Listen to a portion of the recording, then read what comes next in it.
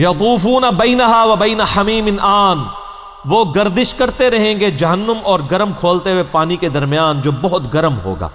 یعنی گرم پانی، وہاں پہ پیاس لگے گی، پہلے تو بھوک لگے گی تو کڑواہٹ والا ان کو زقوم کا درخت کھلایا جائے گا، اس کے بعد سخت پیاس لگے گی اتنی سخت کہ وہ پانی کو اوائڈ نہیں کر سکیں گے، لیکن پانی ہوگا اتنا زیادہ گرم کہ وہ چہرے کے قریب لے کے جائیں گے. تو قرآن پاک میں کئی جگہ یہ آیات آئی ہیں کہ ان کے چہرے کی کھال لٹک جائے گی، ان کی انتڑیاں جو ہے وہ جل جائیں گی. اللہم اجرنا من النار، اللہم اجرنا من النار، اللہم اجرنا من النار. فَبِأَيِّ آلَاءِ رَبِّكُمَا تُكَذِّبَانِ، تو تم اپنے رب کی ان غضب کی بڑی بڑی نشانیاں ان کو کیسے جھٹلا سکتے ہو اے جن و انس کے گروہ. یہاں پہ یہ ترجمہ ہوگا، نعمت ترجمہ نہیں ہوگا. ٹھیک ہوگا. وَلِمَنْ خَافَ مَقَامَ رَبِّهِ جَنَّتَانِ، اب سائملٹینیس کنٹراسٹ آ رہا ہے. اور جو ڈرتا ہے اپنے رب کے حضور پیشی سے کہ اسے مر کے اکاؤنٹیبل ہونا ہے اللہ کی بارگاہ میں، اس کے لیے تو دو جنتیں ہیں. فَبِأَيِّ آلَاءِ رَبِّكُمَا تُكَذِّبَانِ ذَوَاتَا أَفْنَانٍ، دونوں باغ پھلدار ٹہنیوں والے ہوں گے. افنان کہتے ہیں عربی زبان میں جو یعنی ٹہنیوں کو. تو یہ جو جنتیوں کے جو ان کو باغات دیے جائیں گے وہ پھلدار درخت ہوں گے ٹہنیوں والے. وہ تو پھر صحیح بخاری میں اس کی ڈیٹیل آتی ہے نا کہ جنت میں ایک ایک درخت ایسا ہے کہ اگر ایک گھوڑ سوار 100 سال تک، صحیح بخاری میں آتا ہے 100 سال تک گھوڑے پہ بھاگتا رہے، اس کے سائے سے باہر نہیں نکل سکتا. یہ جناب سائز ہے ایک درخت کا، سر ایک درخت کا. تو کائنات پھر کتنی بڑی ہے. بخاری مسلم میں آتا ہے جو سب سے آخر میں جنت میں جائے گا نا دوزخ سے نکال کے، وہ سب سے ادنا درجے کا جنتی ہوگا. لاکھوں کروڑوں سال دوزخ میں جلے گا، جب اس کے سارے گناہ دھل جائیں گے دوزخ کے عذاب کے عوض، اور بس اس کے پلے صرف یہ نیکی ہوگی، اس نے زندگی میں ایک دفعہ لا الہ الا اللہ کہا ہوگا، بس یہ کلمہ اس نے پڑھ لیا ہوگا، لا الہ الا اللہ محمد رسول اللہ. یا اپنے بھی وقت کے پیغمبر پہ جو اپنے زمانے میں امتوں کے تھے ان پہ ایمان لائے ہوں گے. تو جیسے ہی اس کو بخاری مسلم کے الفاظ ہیں دوزخ سے نکالا جائے گا، اللہ تعالیٰ فرمائے گا ہاں بھئی تیرے لیے زمین سے 10 گنا بڑی جنت. تو کہے گا یا اللہ تو خدا ہو کے میرے ساتھ مذاق کرتا ہے. تو بخاری مسلم کے الفاظ ہیں کہ اللہ تعالیٰ اپنی شان کے لائق مسکرائے گا اس کی بات کے اوپر. اللہ فرمائے گا مذاق نہیں کر رہا، حقیقت بات ہے کہ جو یہ روئے ارض ہے، یہ جو میریکل پلانٹ ارتھ ہے، اس سے 10 گنا بڑی جنت ہے اس شخص کے لیے جو سب سے آخری درجے کا جنتی ہے. اور سر جو شروع میں چلے جائیں گے ان کی جنتوں کا کون اندازہ لگا سکتا ہے. بخاری مسلم کے الفاظ ہیں کہ جنت میں ایک درجے والا اپنے سے اوپر والے درجے کو یوں دیکھے گا جیسے تم ستارے دیکھتے ہو، اور وہ فرق ایک نیکی کا ہوگا، ایک نیکی کا. اور یہ درجوں کا فرق، یہ تو سر اب ہمیں جب سائنٹسٹ بتا رہے ہیں نا گلیکسیز کی تعداد، اور بتا رہے ہیں جی 2.5 ارب گلیکسیز ہیں اور ہر گلیکسی میں 300 ارب سے زیادہ سورج اور اس کے ساتھ زمینیں ہیں. تو یہ اللہ نے پورا انتظام کیا ہوا سر. اس وقت بھی جتنی کائنات ڈسکور ہو چکی ہے نا، اگر یہی جنتیوں میں بانٹ دی جائے نا تو یہ بھی اس سے بڑی ہے. اللہ نے تو کیا کچھ پیدا کر دیا. اسی لیے قرآن حکیم میں آتا ہے نا کہ تمہارے رب کے لشکروں کو کوئی نہیں جانتا اس کے سوا. ہم تو یعنی مخلوقات کا احاطہ کر ہی نہیں سکتے جو کچھ اللہ نے پیدا فرما دیا.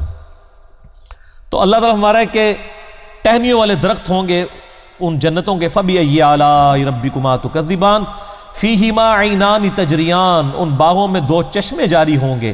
فَبِأَيِّ آلَاءِ رَبِّكُمَا تُكَذِّبَانِ فِيهِمَا مِن كُلِّ فَاكِهَةٍ زَوْجَانِ، اور ان باغوں میں ہر طرح کے میووں کی بھی 2 قسمیں ہوں گی، ہر میوے کی 2 قسمیں ہوں گی. اللہ اکبر. فَبِأَيِّ آلَاءِ رَبِّكُمَا تُكَذِّبَانِ مُتَّكِئِينَ عَلَى فُرُشٍ بَطَائِنُهَا مِنْ اِسْتَبْرَقٍ، جو جنتی ہیں وہ تکیہ لگائے بیٹھے ہوں گے بستروں پر جن کے استر جو ہیں وہ گاڑے ریشم کے ہوں گے. وَجَنَ الْجَنَّتَيْنِ دَانٍ، اور دونوں باغوں کا پھل نیچا جھکا ہوگا.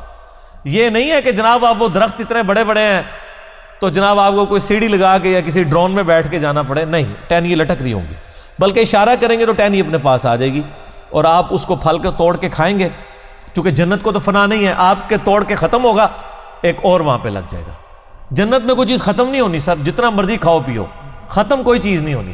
جو آپ کھائیں گے نا آپ، اچھا، اور آپ کو بھی تکلیف سے آزاد کر دیا، کوئی پیشاب نہیں ہے، کوئی پخانہ نہیں ہے، بخاری مسلم کے الفاظ ہیں، ایک خوشبودار ڈکار آئے گی، سب کچھ ہضم، اور کوئی قبض والا معاملہ نہیں ہوگا، کوئی پیٹ خراب ہونے والا نہیں ہوگا، وہاں اپنے آپ لذت کے لیے کھائیں گے اور بھوک بھی نہیں ہوگی، بھوک کے بغیر بھی لذت کی وجہ سے آپ کھانا کھائیں گے، اور لذت کی وجہ سے آپ جتنا مرضی، یہاں پہ بھی لوگ بھوک کے بغیر لذت کے لیے کتنا کچھ کھا جاتے ہیں، کہتے ہیں میں تو انہیں کھانا کھا کے آیا تو رکھو تو پھر 2 پلیٹیں کھا جاتے ہیں، ٹھیک ہے، ادھر بھی اتنے لوگ موجود ہیں، بعض میں جو کچھ بھی بیچاروں کے ساتھ ہوتا رہے تو وہ ایک علیحدہ بات ہے، لیکن وہاں پہ یہ کچھ نہیں ہوگا۔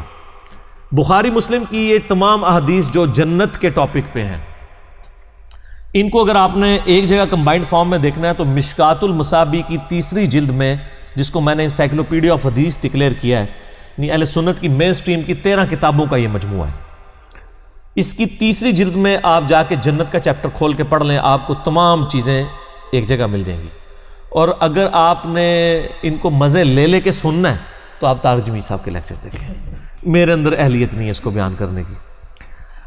اچھا جی، فَبِأَيِّ آلَاءِ رَبِّكُمَا تُكَذِّبَانِ فِيهِنَّ قَاصِرَاتُ الطَّرْفِ لَمْ يَطْمِثُهُنَّ إِنسٌ قَبْلَهُمْ وَلَا جَانٌ، ان جنتوں میں نیچی نگاہوں والی حوریں ہوں گی جن کو نہ کسی انسان نے چھوا ہوگا نہ کسی جن نے اس سے قبل۔ اچھا، ان آیات سے اب یہ بھی پتہ چل گیا کہ جنوں کے لیے بھی ایک جنت ہے اور انسانوں کے لیے بھی جنت ہے۔ جنوں کے لیے ظاہر ہے ان کی ریکوائرمنٹس اپنی ہیں، آپ کو پتہ ہے، صحیح بخاری میں آتا ہے، صحیح مسلم کے اندر کہ نبی علیہ السلام نے منع کیا ہے کہ آپ گوبر یا ہڈی کے ساتھ استنجا نہ کریں، کیونکہ جنوں کی خوراک ہے اس کے اندر، ہماری خوراک تو گوبر یا ہڈی کے اندر نہیں اللہ نے رکھی ہوئی ہے۔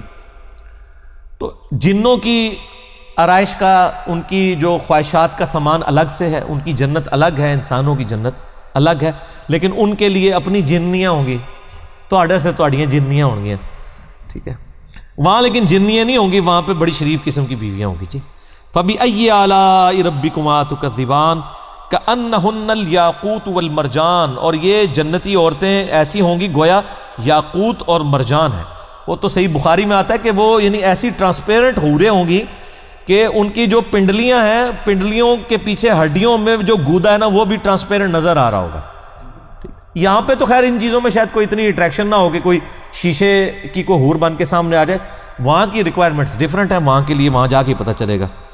فَبِأَيِّ آلَاءِ رَبِّكُمَا تُكَذِّبَانِ هَلْ جَزَاءُ الْإِحْسَانِ إِلَّا الْإِحْسَانُ، احسان کا بدلہ بجز احسان کے کیا کچھ اور بھی ہو سکتا ہے؟ ہائے ہائے ہائے، یہ اللہ ہی کا ہی فضل ہے سر۔ اس کی اس آیت کا جو سوز و گداز ہے نا وہ ایک عربی سمجھ سکتا ہے۔ اللہ تعالیٰ فرماتا ہے کہ جس نے زندگی میرے لیے گزاری، جس نے میرے لیے دنیا میں تکلیفیں اٹھائیں، حلال و حرام کی تمیز کی، روکھی سوکھی کھا لی، میری وجہ سے اسے دنیا میں نمازوں کی مشقت اٹھانی پڑی، روزوں کی مشقت اٹھانی پڑی، جس نے اتنا احسان کیا ہے، اللہ پہ تو نہیں کیا لیکن اللہ تعالیٰ قدردان ہے۔ اللہ فرماتا ہے جس نے اس طرح کا احسان کیا ہو تو کیا اس کا بدلہ میری طرف سے احسان کے علاوہ کچھ اور ہو سکتا ہے کہ میں بھی اس کے ساتھ ویسے ہی احسان کروں؟ حالانکہ ہم نے اللہ پہ نہیں احسان کیا ہوا، لیکن یہ اللہ تعالیٰ کی قدر شناسی ہے کہ وہ قدر کرتا ہے انسان کہ بتاؤ اس احسان کا، اس نیکوکاری کا بدلہ کیا نیکوکاری کے علاوہ کچھ ہو سکتا ہے؟ جو تم نے نیکوکاری کی تو میں تمہارے ساتھ وہی نیکوکاری کروں گا، یعنی مراد یہ کہ جنت دوں گا۔ فَبِأَيِّ آلَاءِ رَبِّكُمَا تُكَذِّبَانِ، تو اے جن و انس کے گروہ، تم اپنے رب کی کون کون سی نعمتوں کو جھٹلاؤ گے؟